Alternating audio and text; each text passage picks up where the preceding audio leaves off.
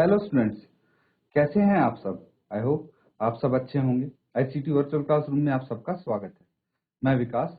बच्चों, class 10th का हम मैथ्स पढ़ेंगे। चैप्टर है रियल नंबर्स, वास्तविक संख्याएं। चैप्टर नंबर 1 है आपका। तो इसमें देखिए, अभी तक जो हम कॉन्सेप्ट्स कर रहे थे वो प्रीवियस क्लासेज में आप पढ़ चुके हैं, जैसे प्राइम फैक्टराइजेशन और उसकी हेल्प से एचसीएफ कैसे निकालते हैं, एलसीएम कैसे निकालते हैं। ये सब बेसिक चीजें जो आप पिछली क्लासेज में पढ़ चुके हैं, उनका बेसिकली रिवीजन हम कर रहे थे। अब यहां से शुरू होती हैं आपकी कुछ थ्योरम, ठीक है, और इसके आधार पे कुछ क्वेश्चंस हम करेंगे। तो ये एक थ्योरम है बच्चों, इसको समझेंगे। सबसे पहले देख पा रहे हैं इसको, क्या है थ्योरम का नाम? फंडामेंटल थ्योरम ऑफ अर्थमेटिक, यानी अंकगणित की आधारभूत प्रमेय। क्या होती है ये, और सारी चीज हम डिस्कस करने वाले हैं, ठीक है। इसको नाम आप अच्छे से नोट डाउन कर लीजिए। तो ये है अंकगणित की आधारभूत प्रमेय, यानी फंडामेंटल। फंडामेंटल मतलब आधारभूत, थ्योरम होती है प्रमेय, और अंकगणित यानी अर्थमेटिक। क्लियर है? अब देखिए, every composite number can be expressed. Expressed यानी फैक्टराइज। फैक्टर्स बनाते हैं किसी नंबर के, किसी संख्या के फैक्टर बनाते हैं तो वो हो जाते हैं फैक्टर्स। जैसे 12 है, इसके फैक्टर्स क्या हो जाएंगे? अगर नॉर्मल फैक्टर की बात करें तो 1, 2, 3, 4, 6, 12, ये सब फैक्टर्स हो जाएंगे। लेकिन as a product of primes बोला है इसमें। अगर हम प्राइम फैक्टर्स की बात करें, प्राइम फैक्टराइजेशन की बात करें, तो इसके फैक्टर्स, प्राइम फैक्टर्स क्या क्या होंगे?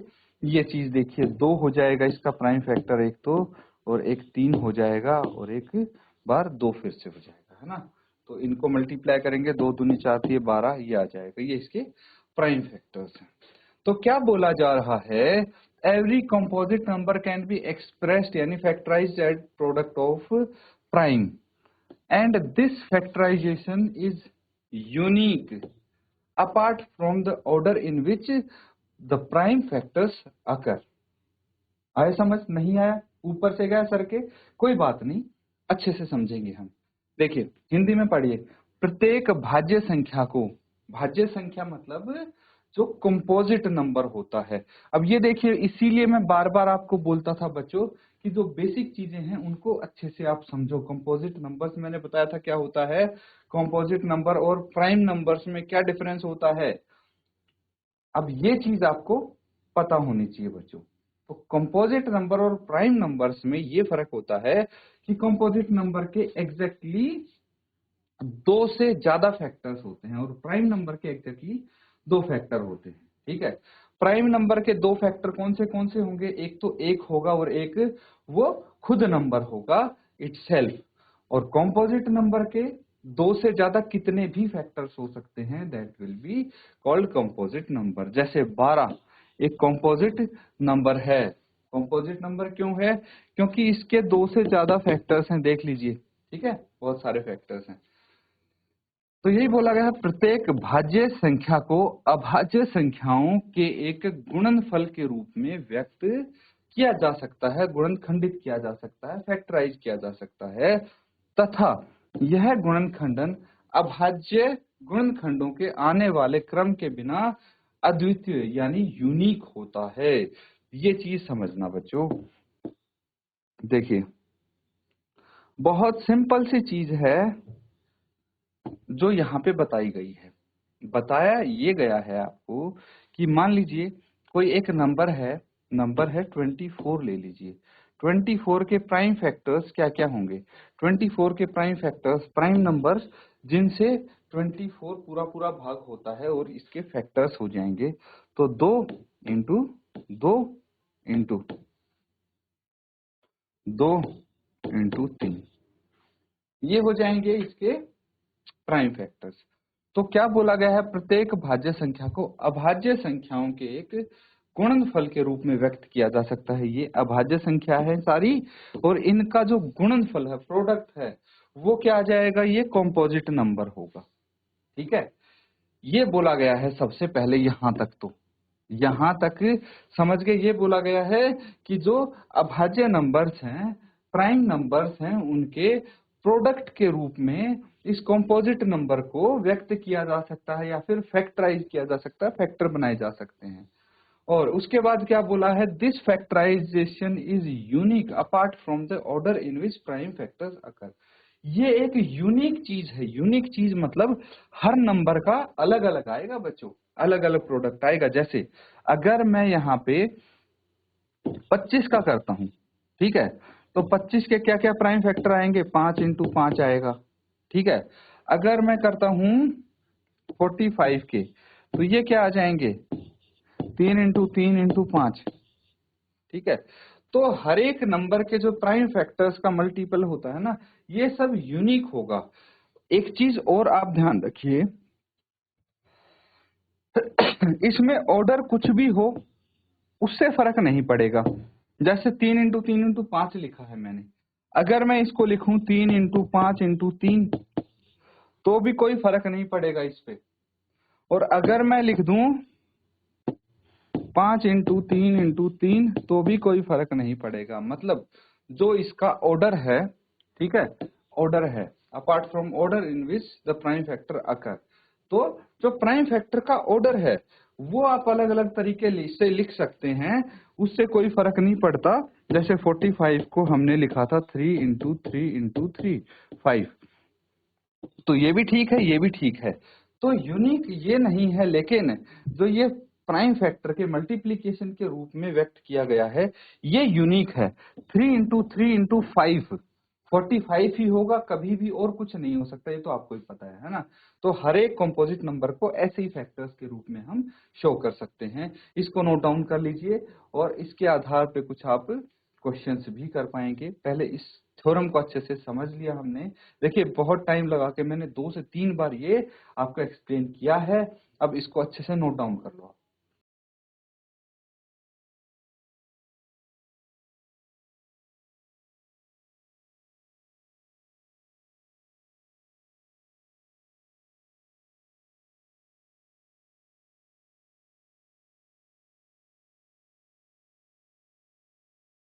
तो बच्चों कर लिया सबने नोट डाउन। अब देखिए क्वेश्चन यहाँ पे हम करेंगे। ये कुछ क्वेश्चन आपको दिए गए हैं। तो यहाँ पे सबसे पहले क्वेश्चन 4 देखिए, ये वाला क्वेश्चन क्या दिया गया है, HCF, ठीक है, किस किस का 306 और 657 का 9 है। LCM आपको ज्ञात करना है इनका। सिंपल सा क्वेश्चन है। तो यहाँ पे HCF गिवन हो, LCM बताना हो, तो कैसे करेंगे, ठीक है। तो आप सबसे पहले लिख लेंगे given HCF no, the two numbers are 306 and 657, ठीक है। तो हमें निकालना है, because LCM into HCF is equal to the product of the two numbers।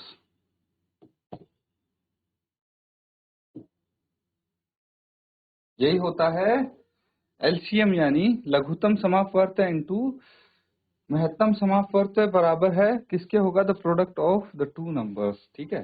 तो यहाँ पे मुझे बताइए LCM तो फाइंड आउट करना है आपको, LCM निकालना है। तो ये क्या हो जाएगा, the product of two numbers कितना है, the product of two numbers है, यहाँ पे लिख लीजिए आप, दो संख्याओं का गुणन कितना है। HCF तो 9 दिया है, दो संख्याओं का गुणन 306 इंटू 657, है ना।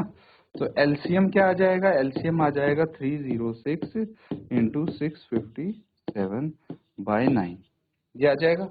अब कैंसिल आउट करेंगे इसको। कैंसिल आउट करने के लिए 9 से इसको काट देंगे, कितना आ जाएगा, 9 तिया 27, 3 बच के 9 चौक 36, कई बच्चों के मन में ये सवाल आया होगा कि ये पता कैसे लगेगा सीधा ये 9 से डिवाइड हो रहा है 306।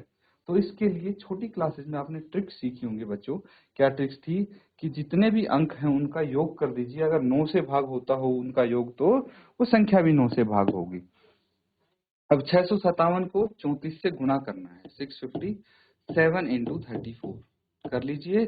4 सते 28, 2 हासिल, 5 चौके 20 और 2 22, 2 हासिल, 6 चौक 24 और 2 26, यही होता है।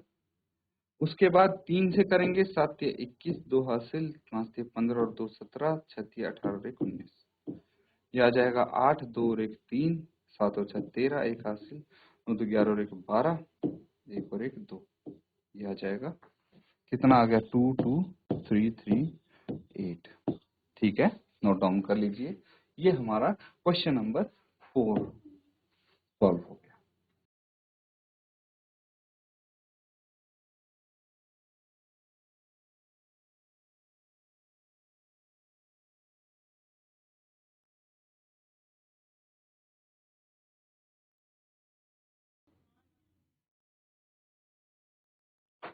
तो बच्चों ये सबने कर लिया है नोट डाउन। अगर किसी बच्चे को डाउट है इसमें तो पूछ सकते हैं बच्चों आप, अदरवाइज अगला क्वेश्चन करेंगे। नेक्स्ट क्वेश्चन देखिए, अगला सवाल नोट डाउन कीजिए, क्वेश्चन नंबर 5।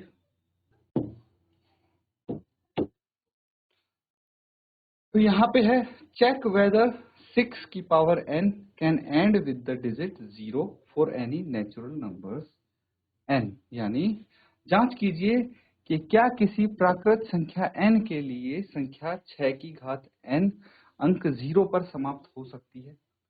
तो ये बहुत इंटरेस्टिंग क्वेश्चन है बच्चों, ध्यान से आप इसको समझेंगे तो आपको ये बताना है कि भाई 6 की घात n है, 6 की घात n है, कोई नंबर है ये, तो हमें नहीं पता ये घात कितनी है ना।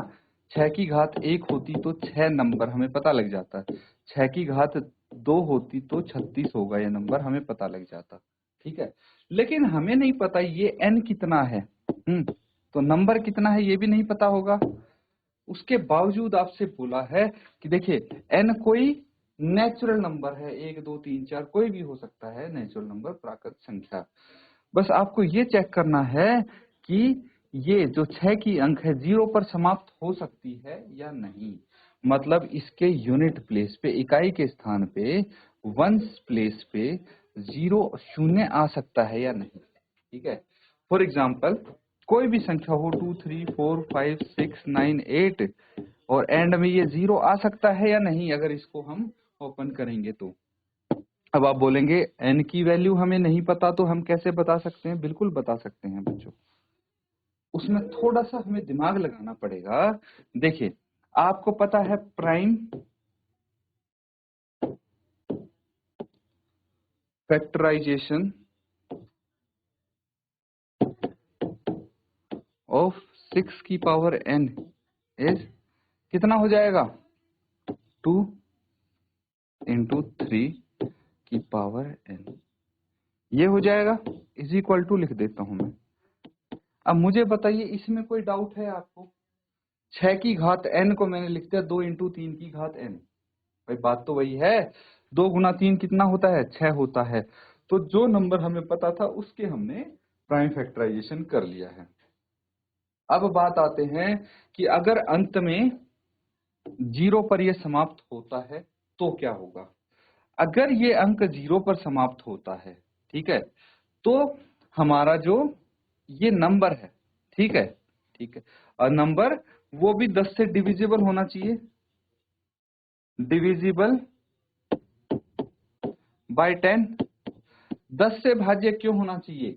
क्योंकि हमने एक रूल पढ़ा था, कोई भी संख्या जो 10 से भाज्य होगी उसके अंत में 0 आएगा, या फिर तो कोई भी संख्या जिसके इकाई के स्थान पे शून्य आता है वो हमेशा 10 से डिविजिबल होगी, ये चीज हमें पता है। तो 10 से डिविजिबल होगी, है ना, 10 से डिविजिबल होगी, इसका मतलब क्या है 2 से और 5 से दोनों से भी डिविजिबल होगी, है ना, 2 से और 5 से दोनों से डिविजिबल होगी। या फिर बोल सकते हैं कि that number should be divisible by 10 और 2 and 5। या तो 10 से डिविजिबल होना चाहिए और 10 के जो प्राइम फैक्टर्स हैं वो क्या क्या है, 2 और 5। तो फिर 2 और 5 से भी डिविजिबल होना चाहिए। नहीं आया समझ? मैं समझाता हूं आपको और अच्छे से। देखिए बिल्कुल डिटेल में, हम जो थोड़ा टफ लगेगा उसको डिटेल में क्वेश्चन को डिस्कस करने वाले हैं। देखिए अगर मान लीजिए कोई संख्या है हमारे पास 60, ठीक है, तो हम क्या करने वाले हैं, इस 60 को हम क्या करेंगे, इससे 10 से ये डिवाइड हो जाएगी, क्योंकि ये एंड में 0 है कि नहीं है, 0 है एंड में। तो ये 10 से पूरी डिविजिबल होके आंसर कितना आ रहा है, 6 आ रहा है। तो मैं ये कह रहा हूं अगर ये संख्या 10 से भाज्य है तो ये 2 और 5 से भी भाज्य होगी, क्योंकि 10 के प्राइम फैक्टर्स क्या हैं, 2 और 5 हैं। चेक करके देख लीजिए, डाउट है तो आपको 60 को 5 से डिवाइड करिए, कितना आ जाएगा, 12 आ जाएगा। 60 को 2 से भाग करिए, कितना आ जाएगा, ये आ जाएगा 30। तो हमेशा ऐसा होगा, अगर कोई संख्या 10 से भाग होती है तो उसके प्राइम फैक्टर से भाग होगी। तो ये चीज मैं आपको यहाँ पे समझाने की कोशिश कर रहा हूँ। यही चीज मैं बोल रहा हूँ कि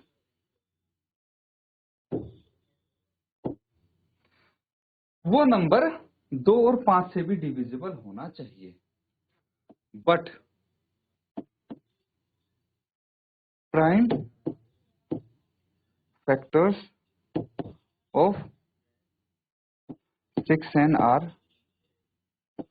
2 into 3 की पावर n, ठीक है, विच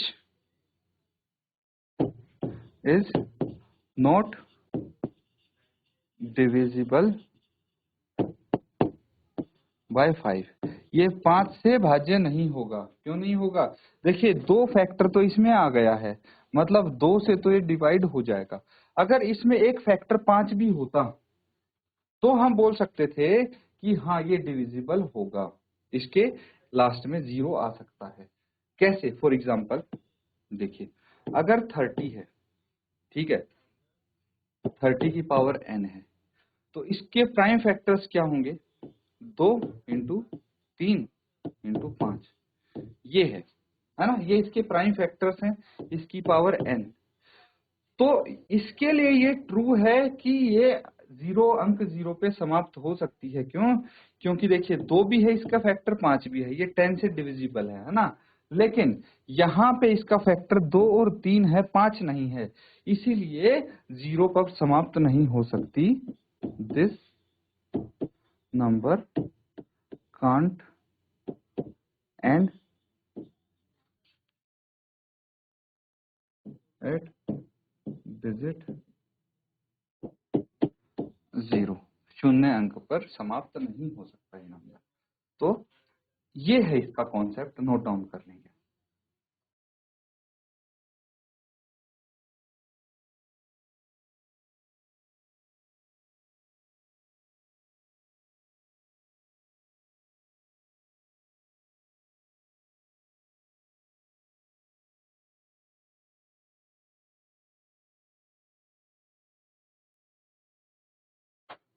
तो बच्चों ये सबने कर लिया है नोट डाउन।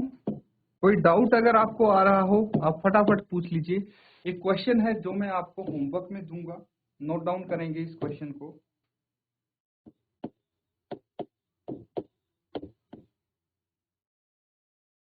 व्याख्या कीजिए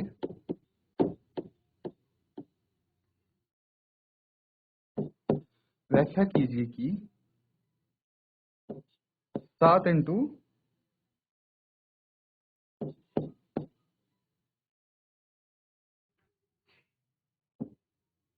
7 इंटू 11 इंटू 13 प्लस 13 और 7 into 6 into 5 into 4 into 3 into 2 into 1 plus 5 भाज्य संख्याएं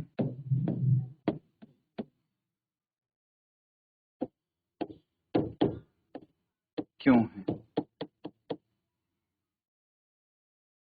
ठीक है बच्चों, ये क्वेश्चन है, होमवर्क के लिए है। थोड़ा हमें समझा देता हूं क्या है कि देखिए, आपको ये बताना है, ये नंबर आप देख पा रहे हैं और इस नंबर को भी आप देख पा रहे हैं, तो ये भाज्य संख्या है यानी कॉम्पोजिट नंबर। भाज्य संख्या यानी कॉम्पोजिट नंबर क्यों है, प्राइम नंबर ना होके कॉम्पोजिट नंबर क्यों है, ये आपको बताना है। ठीक है, तो जल्दी से इसको नोट डाउन कर लेंगे।